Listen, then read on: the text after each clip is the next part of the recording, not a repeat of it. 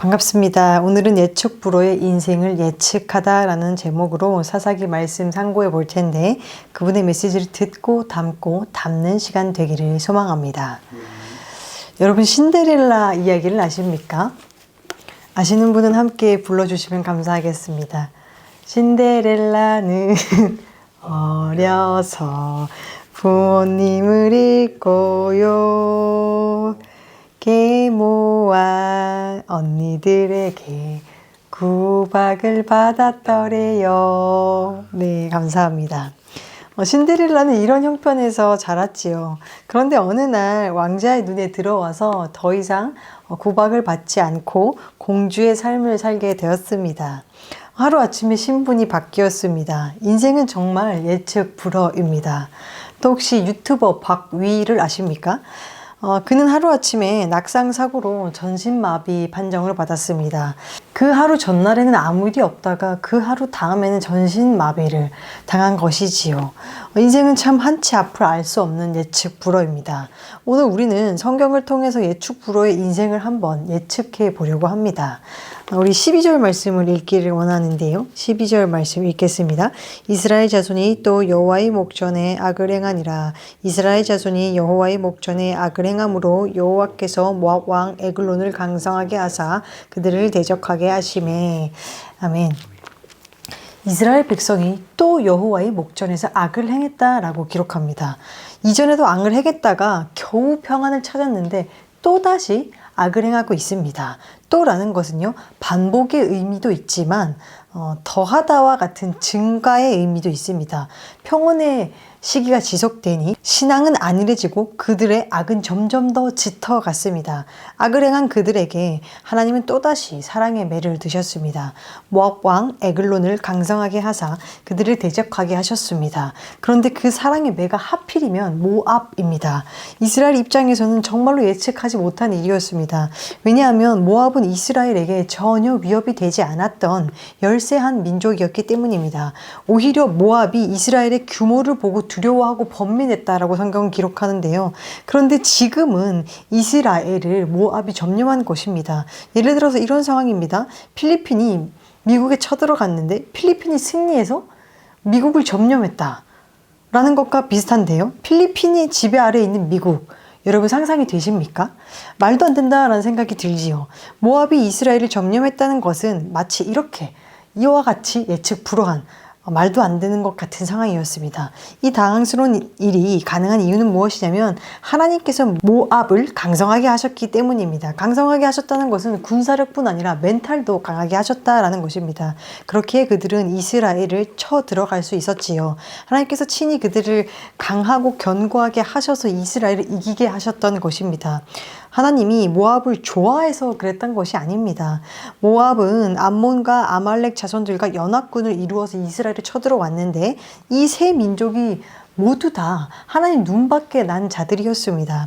모압과 암몬은 근친 상간으로 시작된 민족이며 하나님께서는 그들은 여호와의 총회에 들어오지 못할 것이다 라고 기록합니다. 성경을 통해 한번 확인해 보겠습니다. 신명기 말씀 확인해 보겠습니다. 읽겠습니다. 암몬 사람과 모압 사람은 여호와의 총회에 들어오지 못하리니 그들에게 속한 자는 10대뿐 아니라 영원히 여호와의 총회에 들어오지 못하리라. 아멘. 영원히 여호와의 총에 들어오지 못하던 사람이 암몬과 모압 사람입니다. 또 그렇다면 아말렉은 어땠을까요? 출애굽기에 보면은 뭐라고 기록하냐면 내가 아말렉을 이 세상에서 완전히 없애서 아무도 아말렉을 기억하지 못하게 하겠다. 이렇게 말씀하셨어요. 하나님께서 세상에서 완전히 없애버리겠다라고 결심한 민족이 아말렉입니다. 그런 세 민족이 연합군을 이루어서 하나님의 백성을 공격하고 점령했다는 것은 너무나도 예측 불허의 상황이었습니다. 그들이 강성해져서 이스라엘을 지배한 것의 원인은 이스라엘에게 있었습니다. 이스라엘이 여호와의 목전에서 악을 행했기 때문에 하나님이 하신 일이기 때문에 이것이 가능한 것이지요. 우리는 우리 앞에 예측 못한 일이 펼쳐질 때 그 사건에 집중하는 것이 아니라 나를 돌아보고 하나님을 바라볼 수 있어야 합니다. 모든 역사와 내 인생을 주관하시는 하나님과 나의 관계 안에서 그 답을 찾아갈 수 있기를 소망합니다. 이어서 13절 말씀 한번 보겠습니다. 13절 읽겠습니다. 에글론이 암몬 에돔과 아말렉 자손들을 모아가지고 와서 이스라엘이 쳐서 종려나무 성읍을 점령한지라. 아멘. 그들이 점령한 성읍은 종려나무 성읍입니다. 이 또한 가히 충격적입니다. 왜냐하면 종려나무 성읍은 어디냐면 여리고성입니다. 여리고에는 종려나무뿐 아니라 무화과와 오렌지와 같은 과일이 굉장하게 풍성하게 산출되었습니다. 여리고 동쪽에는 요단강이 있었고요. 여리고 서쪽에는 예루살렘의 지하수가 모여 흐르는 넓은 하천이 있었습니다. 지나가는 그 곳이 굉장히 비옥한 오아시스와 같은 지역이었습니다. 기온도 온화하고 선선해서 헤롯 대왕의 겨울 왕궁이 있었던 곳입니다. 굉장히 살기 좋은 땅, 보기 드문 옥토였습니다. 또 지정학적 관점에서 보면 군사적으로 요충지였습니다. 그렇게 여리고를 차지한다는 것은 그 일대 모두를 점령한다라는 것이었어요. 이 좋은 여리고를 빼앗긴 것이에요. 그런데 정말 예측하지 못했던 것은요, 이 여리고성은 누가 주신 것입니까?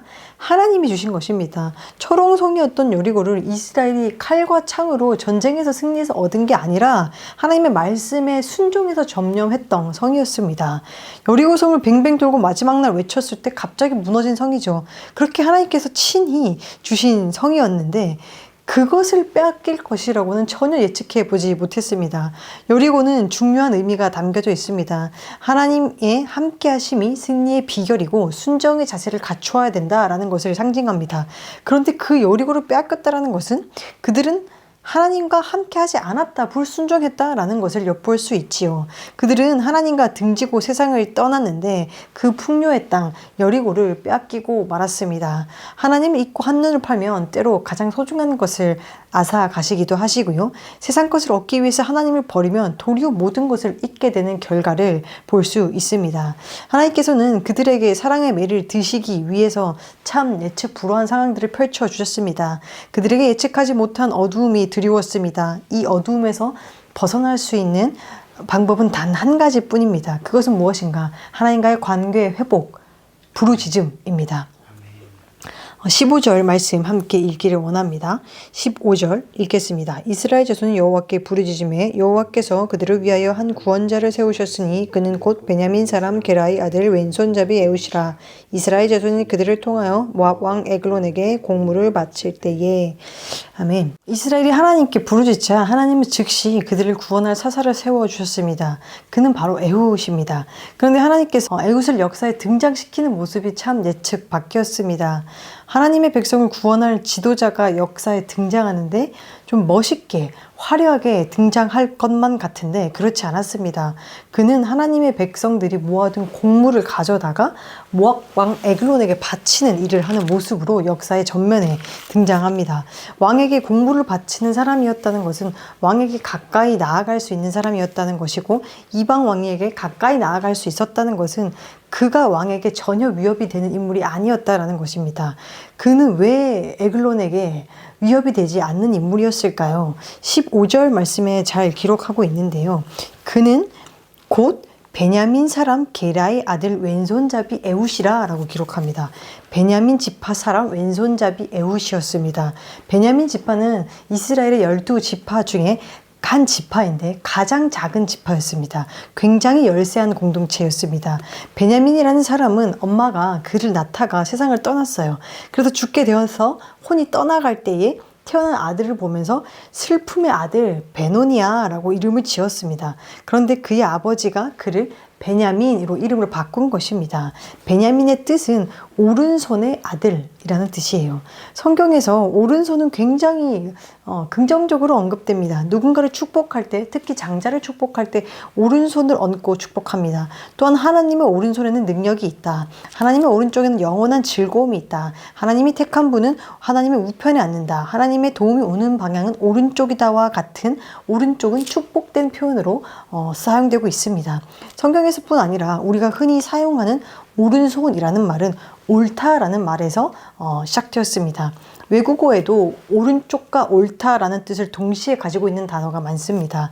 반면 왼손은 그르다, 외다라는 단어에서 시작되었지요. 그래서 베냐민의 아버지는 이런 축복의 의미를 담아서 아들의 이름을 오른손의 아들이라고 지어주었습니다. 그런데 오늘 본문은 참 재미있게도 오른손의 아들, 왼손잡이 에훗이라고 말하고 있습니다. 여기에서 왼손잡이는 단순히 왼손을 잘 쓰는 사람이 아니라 오른손이 묶인 사람, 오른손을 잘 못 쓰는 사람, 오른손에 결함이 있는 사람, 오른손에 장애가 있는 사람이라는 뜻입니다. 이스라엘 지파 중에도 가장 열세한 민족인 오른손의 아들들 중에서도 오른손을 못 쓰는 사람, 그 사람이 바로 에훗입니다. 그는 약한 사람들 중에서도 더 약한 사람이었지요. 그렇기에 그에게는 아무도 기대와 희망을 걸지 않았습니다. 그저 스스로 사람 구실이나 잘하고 살면 다행이지라고 생각될 정도로 아무런 그 희망이 없는 약한 사람이었습니다. 모압 왕 에글론에게도 전혀 위협이 되지 않는 인물이었어요. 누구에게 기대도 위협도 되지 않는 그런 존재였습니다. 하지만 하나님에게는 그가 그렇게 하찮은 존재가 아니었습니다. 뿐만 아니라 에훗 스스로도 자신의 인생을 그렇게 하찮게 써내려가지 않았습니다. 그는 결론적으로 육체의 한계를 인생의 지렛대로 삼아서 모압 왕으로부터 이스라엘을 구해내는 일에 쓰임받았습니다. 이와 비슷한 인생으로 최근 주목받고 있는 한 인물을 나누고 싶은데요. 서두에서 나누었던 유튜버 박위는 하루아침에 낙상사고로 전신마비 판정을 받았고 그 후 엄청난 노력을 통해서 큰 호전을 보여서 상체를 이렇게 움직일 수 있게 되었습니다. 그래서 그 인생사를 배경으로 모든 사람에게 기적이 일어나길 바란다라는 뜻을 담은 유튜브 채널 위라크를 운영 중입니다. 그의 콘텐츠 중에는 하반신 마비인 사람이 대변을 보는 방법 이런 것이 있습니다. 흥미롭지요. 그런데 참 누군가에게 들키고 싶지 않는 아픔인데 그는 그 아픔을 딛고 많은 사람들에게 희망을 전해주는 사람이 되었습니다. 삶의 약조건을 오히려 디딤돌 삼은 아름다운 인생이지요. 근데 그가 최근 조금 더 주목받고 화제가 된 것은 시크릿 출신 송지은과 열애설 때문이었습니다. 그는 어느 날 몸에 욕창이 생겨서 고생하던 중 새벽 기도를 나가게 되었습니다. 그리고 그곳에서 송지은과 연이 닿게 됐고 사랑을 이루게 되었습니다. 그는 나에게 욕창이 유익했던 건 송지은을 만난 거다. 내가 만약 욕창에 걸리지 않았다면 새벽 예배를 그 타이밍에 가지 않았을 것 같다라고 감사의 마음을 표현했습니다. 이에 송지은은 고난이라는 걸로 쌓여진 것이 인생에 찾아왔을 때 결국 풀어보면 선물이지 않냐. 그걸 한번 경험하면 그 다음에 비슷한 고통이 와도 이겨낼 수 있을 것 같다. 이런 경험이 너무 소중한 거다라고 따뜻하게 화답했습니다. 약함이 디딤돌이 되었습니다. 보통 사람들은 타인의 시선에 많이 무너집니다. 에휴, 쟤는 지 밥벌이나 하고 살겠나 몰라. 이런 시선들을 느낀다면 열등감을 느끼고 우울감에 빠지게 되지요. 그런데 하나님 안에서는 약함 때문에 더 강해질 수 있다는 것을 기억했으면 좋겠습니다.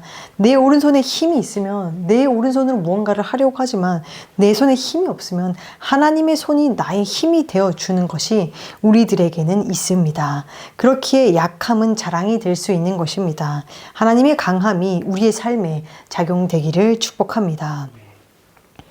시대는 왼손잡이 에훗이 모압 왕을 죽이고 이스라엘을 해방시켜 줄 거라고 상상도 하지 못했습니다. 그러나 그는 그 시대의 시선에 자신의 인생을 끌려다니지 않았습니다.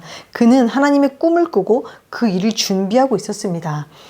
그는 장애가 있는 그 상태에서 자기가 할 수 있는 일을, 나아가서는 그 핸디컵을 이용해서 자신만 할 수 있는 일을 찾고 준비했습니다. 어떤 준비를 했는지 차근차근 참고해 볼 텐데요. 먼저 16절 말씀을 보겠습니다. 읽겠습니다. 에훗이 길이가 한 규빗 되는 좌우에 날선 칼을 만들어 그의 오른쪽 허벅지 옷 속에 차고. 아멘. 성경은 굉장히 자세하게 기록하고 있습니다. 길이가 한 규빗, 한 약 45cm 정도입니다. 그 정도의 칼을 좌우에 날이 선 단도를 직접 만들었고 그것을 오른쪽 허벅지에 차고, 그 옷 속에 차고, 찼다라는 것은 띠로 메어서 고정시켰다라는 거예요. 에훗은 모든 것을 하나하나 대충 준비한 것이 아니라 하나하나 계획하고 가장 적절한 방법을 고안해서 준비하고 있습니다. 아마도 비대한 에글론의 몸집과 자신의 몸집을 생각해서 옷 속에 숨길 수 있는 가장 최선의 길이가 45cm였을 것입니다. 그리고 그를 찔러 죽이기 위해서는 한쪽 칼에만 이제 날이 선 것이 아니라 양쪽 칼에 좌우에 날이 선 검이 적합했을 것이고, 오른쪽 허벅지에 차야지 검문에 잘 걸리지 않았을 것이다 판단했겠지요. 허벅지에 칼을 메고 고정시키는 연습은 또 얼마나 많이 했을까요? 자칫 흘러내리면 안 되니 참 많이 메어봤을 것 같습니다. 그렇게 오른쪽 허벅지에 단단히, 흘러내리지 않게 단단히 맨 칼을 왼손으로 한 번에 끄집어내는 연습은 또 얼마나 많이 했을까요? 뿐만 아닙니다. 그가 왕에게 한 말도 고민의 흔적이 있습니다. 19절 말씀 보겠습니다. 읽겠습니다. 자기는 길갈 근처 돌 뜨는 곳에서부터 돌아와서 이르되, 왕이여, 내가 은밀한 일을 왕에게 아뢰려 하나이다 하니, 왕이 명령하여 조용히 하라 하매 모셔 선 자들이 다 물러간지라. 아멘. 왕이여, 내가 은밀한 일을 왕에게 아뢰려 하나이다 라고 말합니다. 비밀 이야기가 있다고 말해야지만 주변 신하들을 물릴 것이기에 그렇게 말했습니다. 그런데 이 말의 원어는 한글 번역본보다 조금 더 역동적입니다. 동사를 사용하지 않고 명사와 전치사 등의 핵심 단어만 이렇게 딱딱딱 배열했습니다. 어떤 뜻이냐면, 나에게 비밀스러운 사건이 당신에게 왕이여, 이렇게 번역됩니다. 나에게 비밀스러운 사건이 당신에게 왕이여. 이게 무슨 말입니까? 예를 들어서 이런 것이에요. 상무님, 제가 할 이야기가 있는데 지금 좀 시간을 내어서 아무도 없는 곳에 가서 조용히 이야기를 좀 나눕시다 라는 문장을 어떻게 말한 것이냐면, 조용히 할 말 빨리 가자 상무님, 이렇게 말한 거예요. 이게 무슨 뜻입니까? 이렇게 말하면 다른 생각을 할 겨를이 없습니다. 에훗은 에글론 왕이 다른 데 신경 쓸 잠시의 여유도 주지 않기 위해서 핵심 단어들만 딱딱딱 배열해서 말한 거예요. 잡생각을 하지 못하게, 어떤 생각도 하지 못하게 하는 것입니다. 그는 이 한마디에도 굉장히 준비됨이 보여집니다. 계속해서 21절과 22절에 보면은 읽기를 원하는데요. 읽겠습니다. 에훗이 왼손을 뻗쳐 그의 오른쪽 허벅지 위에서 칼을 빼어 몸을 찌르매 칼자루도 나를 따라 들어가서 그 끝이 등 뒤까지 나갔고, 그가 칼을 그의 몸에서 빼내지 아니하였으므로 기름이 칼날에 엉켰더라. 아멘. 에훗에게 주어진 기회는 단 한 번입니다. 한 번 칼로 찔렀을 때 왕이 비명이라도 지르면 신하들이 다가와서 자기가 죽게 되겠지요. 그렇게 단 한 번에 혼신의 힘을 다해서 찔렀고, 그 성경은 그 왕이 비대하다고 기억하는데요. 혼신의 힘을 다해서 그 비대한 왕에 찔러서 그 비대한 왕의 몸을 뚫고 등 뒤까지 창에 칼날이 나갔다라고 기록합니다. 이 한 번을 위해서 그는 수십 번, 수백 번, 수천 번 칼을 휘둘렀을 것입니다. 보통 군사들은 오른손으로 칼을 다루지요. 그런데 그는 오른손에 결함이 있으니 남들보다 더 훈련했습니다. 그렇게 그는 왕을 단번에 죽이고 재빨리 빠져나와서 재빨리 다음 스텝을 준비합니다. 27절과 29절에는 어떤 게 나오냐면, 그가 나팔을 불어서 이스라엘 자손들을 한 자리에 모읍니다.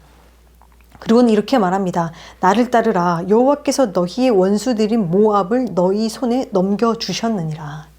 나를 따르라. 여호와께서 너희 원수들인 모압을 너희 손에 넘겨주셨느니라. 아멘. 에훗은 하나님의 이름으로 이스라엘의 잠자던 믿음을 깨우고 있습니다. 에훗의 이름은 뜻은 함께, 결합, 연합하다 라는 의미가 있습니다. 에훗은 이스라엘의 백성들을 믿음으로 지금 연합시키고 있습니다. 그렇게 연합시켜서 모압을 치러 가고 있습니다. 그가 장악한 장소는 어디입니까? 보면 모압 맞은편 요단강 나루를 장악했다라고 기록하고 있습니다. 이 장소도 전략적으로 준비된 장소였습니다. 요단강을 사이에 두고 동편과 서편의 모압 족속들이 연합하지 못하게 했던 것이지요. 그 서로 연합을 막아서 그들을 효과적으로 완전히 전멸시키려는 전술이었습니다. 자기들은 연합하고 모압은 연합하지 못하게 만든 것이지요. 그는 이렇게 모든 순간을 철저하게 준비하였습니다. 그는 단도를 준비했고 기술을 연마했고 적을 파악했고 전략을 수립했고 침투를 시도했고 인력을 동원했습니다. 이렇게 모든 것을 준비했고 시행했고 최선의 노력을 다했습니다. 하나님은 믿음 안에서 준비된 자의 노력을 헛되게 내버려 두지 않으십니다. 우리의 하루하루는 하나님 앞에서 쌓여가고 있습니다. 예수님이 제자들을 부르실 때 집에서 놀고 먹고 자고 있는 그런 자들을 부르신 것이 아니라 밤이 새도록 물고기를 잡던 사람, 열심히 살아가고 있던 그 사람을 부르셨습니다. 하나님은 우리의 준비됨을 헛되게 하지 않으신 분입니다. 주어진 삶에서 내가 할 수 있는 것을 찾고 준비하는 우리가 되기를 소망합니다. 에훗은 약한 자였고 약함 속에서 강함을 준비하던 자였음을 상고해 보았습니다. 마지막으로 그는 하나님의 인도를 신뢰하던 자였습니다.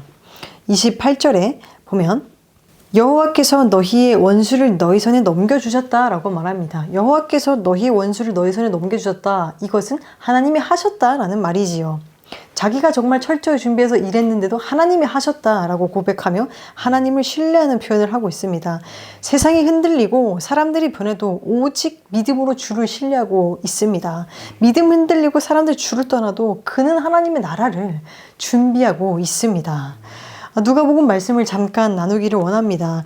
누가복음 5장 5절에서 6절 말씀인데요. 함께 읽겠습니다.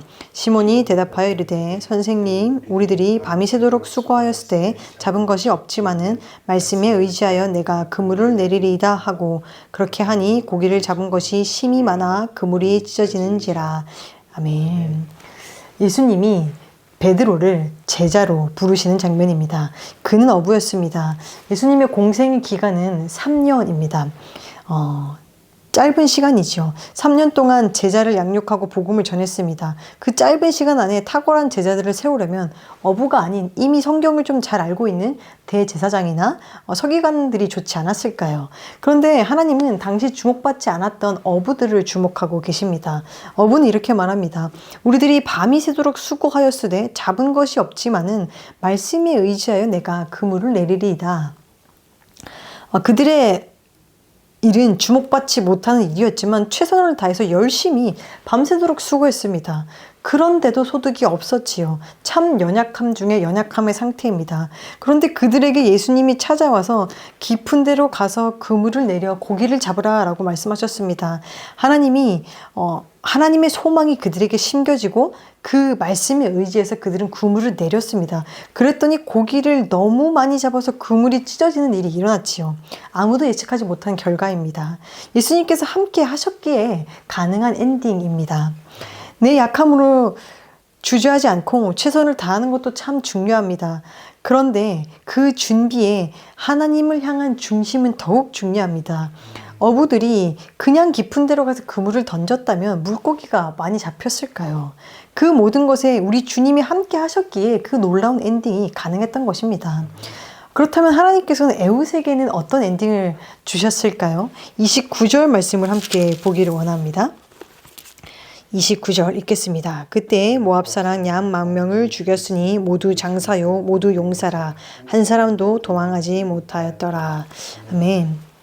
그들의 상대는 모두 장사요 모두 용사였습니다. 18년 동안 종살이 하던 자들과 10,000명의 장사와 10,000명의 용사. 이 싸움은 당연히 용사들이 이길 것만 같아요. 그런데 예측하지 못한 일이 일어납니다. 장사와 용사 10,000명이 단 한 사람도 도망가지 못하고 모두 다 죽었다라고 기록합니다. 종들이 용사 10,000명을 죽인 것입니다. 아무도 예측하지 못한 상황입니다. 하나님은 세상에 미련한 것들을 택하사 지혜 있는 자들을 부끄럽게 하시며 하나님은 세상에 약한 것들을 택하사 강한 것들을 부끄럽게 하십니다. 또 한 가지 예측하지 못한 엔딩이 있는데요. 30절 말씀입니다. 30절 읽겠습니다. 그날에 모압이 이스라엘 수하에 굴복함에 그 땅이 80년 동안 평온하였더라. 아멘. 에훗은 80년 동안의 태평성대를 이루었습니다. 사사들 중에서도 가장 긴 세월 동안 평온을 유지했습니다. 인간의 눈으로는 가장 약해 보였던 에훗이 가장 긴 시간 동안의 평안을 가져다 줄 것이라고 아무도 예측하지 못했습니다. 그는 정말 약해 보이지만 그 엔딩은 참으로 강합니다. 그는 마치 옷자락에 감추어진 단도처럼 시대에 감추어진 하나님의 단도로 쓰임받았습니다. 그는 약함이 있었지만 하나님의 일을 열망하고 준비하던 자였습니다. 하나님은 하나님의 나라를 준비하는 사람, 복음을 위하는 사람들에게 문을 열어주십니다. 말씀 보겠습니다. 고린도 후서입니다. 고린도 후서 말씀 읽겠습니다. 내가 그리스도의 복음을 위하여 드로아의 이름에 주 안에서 문이 내게 열렸으되 아멘. 요한계시록 말씀도 계속해서 보겠습니다. 읽겠습니다. 볼지어다 내가 네 앞에 열린 문을 두었으니 능히 닫을 사람이 없으리라. 내가 네 행위를 아노니 네가 작은 능력을 가지고도 내 말을 지키며 내 이름을 배반하지 아니하였도다. 아멘.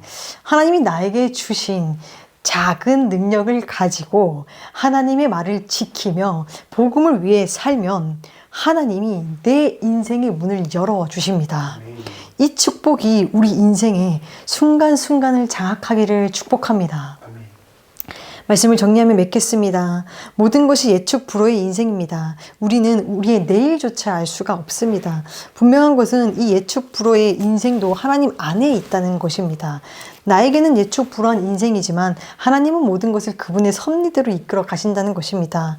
우리는 이 시점에서 오늘의 말씀 제목처럼 예측 불허의 인생을 한번 예측해 보고자 합니다. 한치 앞을 알 수 없는 우리의 삶을 지혜롭게 살 수 있는 방법은 오늘 나의 처지에서 할 수 있는 일을 하며 하나님의 나라를 성실히 준비하는 것입니다. 그렇게 살아가면 우리의 인생의 엔딩은 복되다라는 것을 우리는 충분히 예측해 볼 수 있습니다. 오늘 우리는 왼손잡이 에우세에 대해서 상고해 보았지요. 그런데 예수님도 동일한 의미에서 왼손잡이라고 할 수 있습니다. 예수님의 모습은 흠모할 만한 아름다운 것이 전혀 없었습니다. 멸시를 받아 사람들에게 버림을 받았습니다. 아무도 그를 귀하게 여기지 않았습니다. 말구여에서 태어나기도 했지요. 왼손잡이 사사 애굽과 굉장히 오버랩 되는 모습입니다. 하나님이 이런 세상의 비주류들의 인물들을 통해서 하나님의 구원을 이루셨습니다. 예수님은 약한 지파 중에서도 가장 약했던 애굽보다도 더 보잘것없는 모습이셨지만 80년의 태평성대 수준이 아니라 영원한 승리를, 완전한 승리를 이루셨습니다. 그래서 우리는 오늘도 평안히 살아갈 수 있는 것입니다. 우리가 누리고 있는 이 예수님으로 말미암은 평안이 이 세대에 흘러가기를 소망합니다. 하나님께서 하나님의 오른손에 시대의 단도를 드셔서 이 시대에도 평안을 만들어 갈 것입니다. 하나님의 오른손에 들리움 받아 시대의 잠자는 믿음을 깨우고 평안을 선포하는 일에 쓰임받는 우리의 인생이 되기를 주님의 이름으로 축원합니다. 아멘.